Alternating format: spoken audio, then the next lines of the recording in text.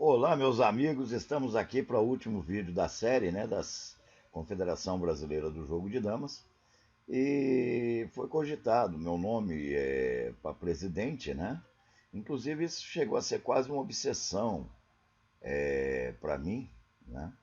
Que na década de 90 eu fiz talvez o maior movimento brasileiro que o jogo de damas já teve, né? Que foi o Xadrama, juntamente com Sócrates, né?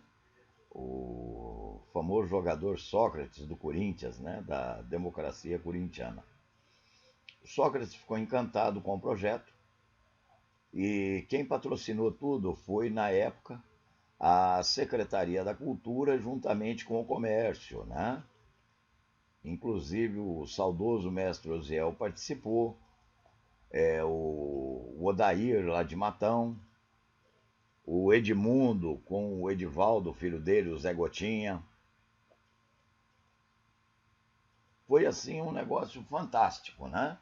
E eu vi que o caminho tinha que ser pela legislação, né? Inclusive levei o Cooperman em Ribeirão Preto, o Cooperman juntamente com a esposa, ficaram 15 dias, né?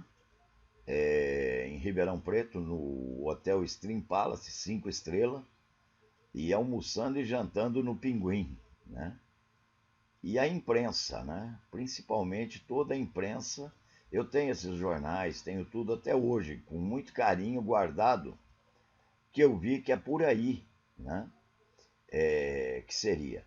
Então, por exemplo, o Odair, o Edmundo, se vocês falarem com ele, eles me falam direto. Nunca mais houve um movimento igual aquele que houve em Ribeirão Preto. Veja, num município, nós chegamos a fazer torneios lá com quase 100 jogadores, né? E o regulamento era rígido. Se a pessoa chegasse lá, era 9 horas. Se ele chegasse 9 e 1 minuto, ele não jogaria, né? Então tudo tinha horário para mídia, né? Tinha horário para tudo. Então você não podia ficar à mercê do atleta, né? Se ele estivesse, ele jogava. Se não estivesse, não jogava. Muito bem. Então, dentro desse saudosismo, né? Eu sempre sonhei se com uma simples associação se deu para fazer um movimento gigantesco daquele, inclusive trazendo o Cooperman, o que não seria possível com uma confederação, né? Aí eu tive no Maranhão, se não me falha a memória, foi em 2012, né? Para a gente tentar resolver o problema, né? Até fiz um pagamento para o advogado que é do meio também, R$ 1.500, para tentar resolver juridicamente a coisa. E aí houve resistências, né? E realmente as pessoas que seriam mais beneficiadas eu vi que estavam resistentes a isso. Muito bem. Para que eu pegue a federação e faça o que sempre foi feito, eu não tenho o menor interesse, né? Se alguém falar, Conrado, eu te pago R$ 10.000, você vai fazer, mas do jeito que sempre foi, né? Com atitudes paralelas, você vai mandar e desmandar, você manda prender e manda soltar, eu não tenho esse interesse.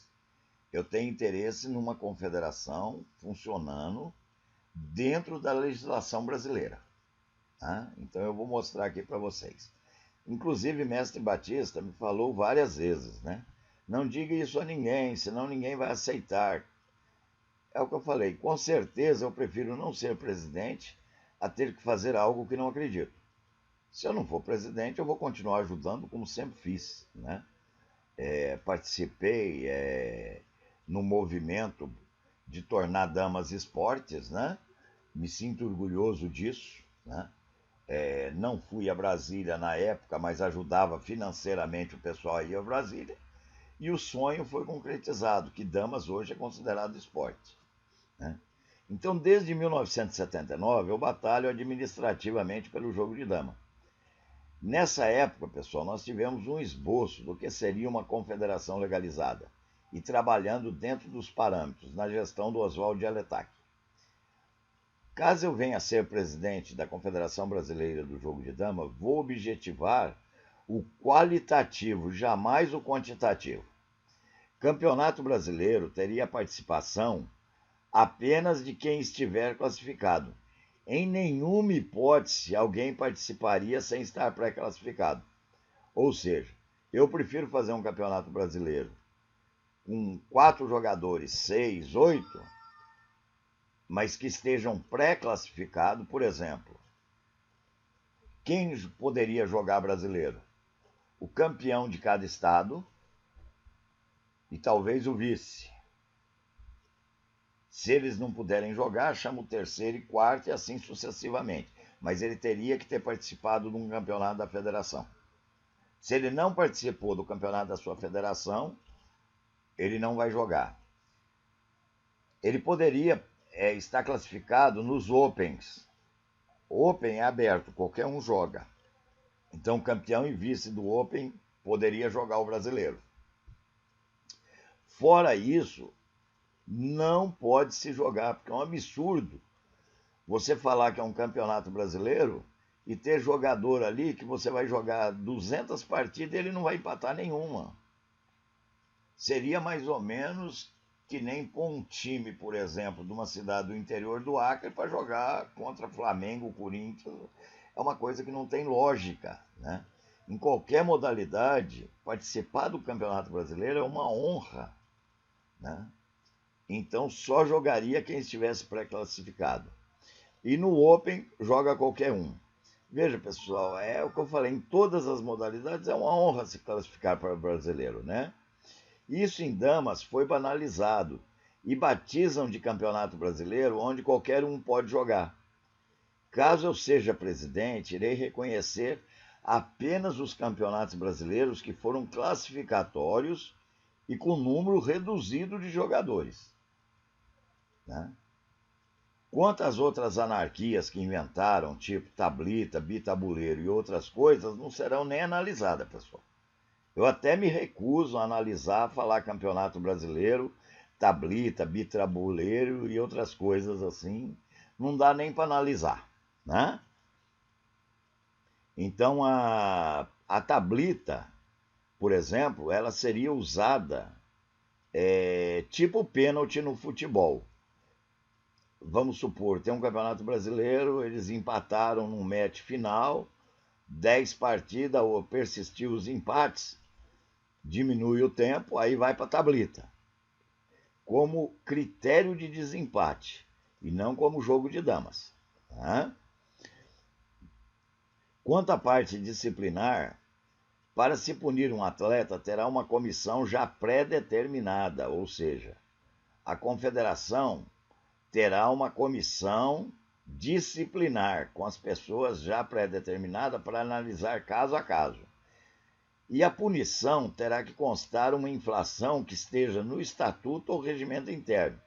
Não se poderá punir assim o atleta a bel prazer. Você não vai jogar mais. Não.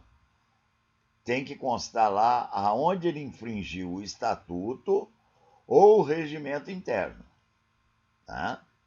Por exemplo, no regimento interno, ele não pode sair antes da premiação, né? Então ele não é campeão, ele pega e abandona o recinto. Não vou bater palma para ninguém não. E abandona o recinto. Ele vai ser punido porque no regimento interno tá que o campeonato só acaba quando dá a premiação e a diretoria libera. Então ele vai ser punido por ter infringido o regimento interno ou o estatuto.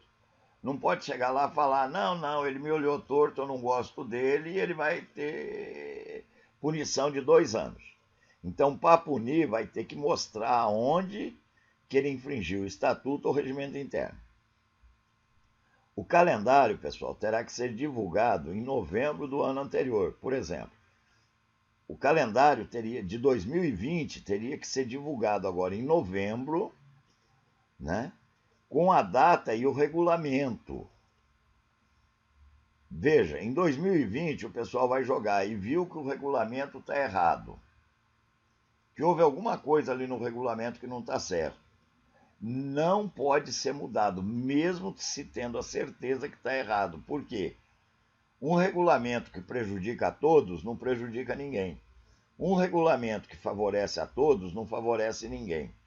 Porém, se começou a competição e você muda o regulamento, alguém vai ser beneficiado ou prejudicado. Então, o que se tem que fazer é a assembleia ali, as sugestões e mudar o regulamento para o ano seguinte. Jamais mudar no transcorrer do ano. Ok? Isso é feito em todas as modalidades, sem exceção, né? O campeão e demais classificados pela ordem irão representar o Brasil no ano seguinte. Ou seja, vai ter uma competição na Europa. O campeão brasileiro de 2020 é que tem direito a representar o Brasil. Se ele não puder ir, quem vai é o vice. Se o vice não puder ir, vai o terceiro, e assim sucessivamente. A confederação não pode falar, ó, vai o fulano, não. Né? Por exemplo, em 1983, eu fui representar o Brasil nos Estados Unidos, porque não houve campeonato brasileiro de damas de 100, e houve o Open Nacional de Damas de 100 casa, o torneio Renato Lino de Souza, em Piracicaba. E eu fui campeão. Como eu havia sido campeão da única competição nacional, é claro que eu fui para representar o Brasil, né?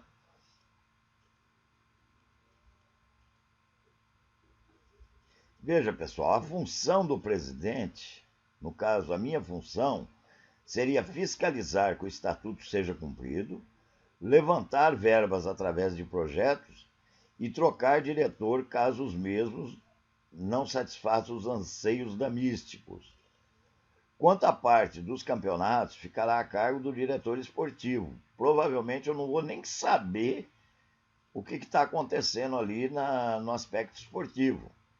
Vai ser o diretor esportivo que vai ser responsável por isso. Assim como a arbitragem, o departamento de árbitro é que vai responder pela arbitragem, não o presidente. Que eu sei que há uma cultura de tudo ir para o presidente, né? Então haveria um choque aí cultural muito grande. Se alguém viesse me perguntar alguma coisa de competição esportiva ou de arbitragem, eu iria mandar falar com a pessoa competente. E assim, pessoal, sucessivamente em todas as áreas. O que eu iria cumprir seria somente isso: ir atrás do dinheiro e fiscalizar os diretores para que eles não firam o estatuto. Tá certo? E uma coisa importante que eu quero lembrar aos damistas é que eu tenho minhas opiniões pessoais. Porém, defendo nossa legislação. E o que foi dito aqui é sobre a nossa legislação e não opinião minha. Essa simplicidade do damista em confundir legislação com opinião é algo que teria que ser revisto, é simplicidade demais. Independentemente de minha opinião ser igual ou diferente de nossas legislações, opiniões pessoais mudam até do dia para a noite. Porém, a legislação muda também, mas de forma técnica, estudada, englobando o esporte, não uma modalidade, né? Então, o apelo aqui que eu faço aos damistas, né, é que a União já reconheceu damas como esporte, né? Os jogos regionais e abertos, você vai jogar, damas têm o mesmo peso que qualquer outra modalidade. Os únicos ainda que não reconheceram damas como esporte, por exemplo, eles não conseguem ver a igualdade, por exemplo, de um Alain com o Messi, o Alain com o Neymar. Eles acham que são casos à parte, não são. A única diferença que tem, por exemplo, do Alain com o Messi é que o Messi joga futebol e o Alain joga damas, né? Eu cito aqui o Alain, pessoal, porque o Alain ele não só representa damas na parte técnica e representa o Brasil muito bem, como ele representa também como pessoa, né? Como pessoa. Eu tive a felicidade, né, de divulgar para os damistas inclusive divulgando o preço, um preço absurdo de passagem do Brasil para Paramaribo a $50, né? E através dos convites nós fomos em 6 a Paramaribo. Fomos em 6 jogadores, foi a maior delegação que o Brasil já teve. Eu me senti muito orgulhoso, né? Foi Mário Ramos, foi o Brinquinho, foi eu, foi o Zé Maria, foi o Alain, o Matheus, né? Então foi bacana que todos representando o Brasil, não só no âmbito esportivo, como no âmbito de pessoas, né? Aí abri caminho lá, quando eu fui para a Espanha, incentivei realmente o pessoal aí em Salou, né? Vários atletas nossos já foram para Salou. Depois de mim foram o Alain, o Matheus, Mário Ramos, né? O Nadim e uma infinidade de outros, né? Na Itália, por exemplo, tivemos 2 Opens lá. No segundo Open, eu tive a felicidade do Matheus, o filho do Oziel, ter ido comigo. Então, essa participação internacional, você tendo uma confederação forte, ela se torna banal. Eu estava em Istambul, na Turquia, e encontrei a seleção feminina de basquete, né?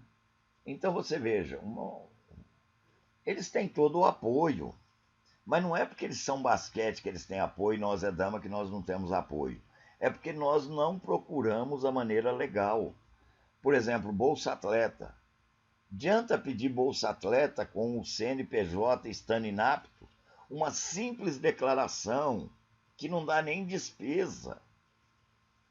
Veja, se você não tem capacidade de fazer uma simples declaração do imposto de renda, como você vai solicitar verba para viajar para o exterior? O que você vai fazer no exterior? Né? Você não sabe fazer um O com o fundo da garrafa, né? Então, depois de estarmos organizados, essas participações internacionais, se Deus quiser, serão banalizadas e vai a quem de direito representar o Brasil, e não por convite, ok? Meus amigos, é isso aí. Então, caso a damas precisem de meu nome para que eu seja presidente, eu estou a postos, mas eu jamais gostaria de assumir a presidência sem avisar que as mudanças serão radicais, né? E tudo será dentro da legislação, como foi no movimento que eu fiz em Ribeirão Preto. Perfeito? Então é isso aí, não se esqueçam, no vídeo número 3 está lá como doar. Vamos primeiro resolver a questão aí dessas multas da não declaração do imposto de renda e acertar essa parte. E depois nós vamos acertando as outras e eu vou posicionando vocês aqui de como é que está a coisa, ok? Então é isso aí, um grande abraço a todos e até o próximo vídeo, se Deus quiser.